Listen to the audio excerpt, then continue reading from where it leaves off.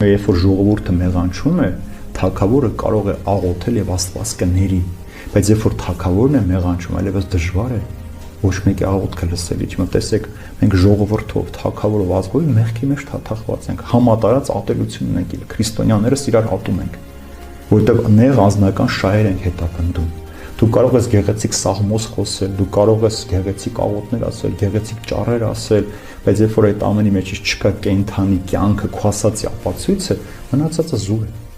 Ինչ ուզում ես արա, ոչ մի բան չի փոխվելու քո կյանքի մեջ։ Սպարակայում ո՞րն է մեր փրկության դոռը։ Մեր փրկությունը մարդը պիտի գիտակցի, որ ինքը ժամանակավոր է աշխարհի մեջ։ Դավիթ մարքն ասում է՝ Տեր, ինչքան է կյանքի սորերը, որպեսզի հասկանամ, թե ինչքան եմ կորցրել, ոչ թե ինչքան պիտի ապրեմ։ Մենք ինչ ենք կորցրել, մեր հնարավորությունը չպիտի կորցնենք։ Դու ես որոշում ինչ ընտրել եւ հստակ է Աստված ասում է՝ տղաս քո առջև դնում եմ կյանքի եւ օրհնության ճանապարհը եւ մահվան ու անեծքի ճանապարհը, բայց ընտրություն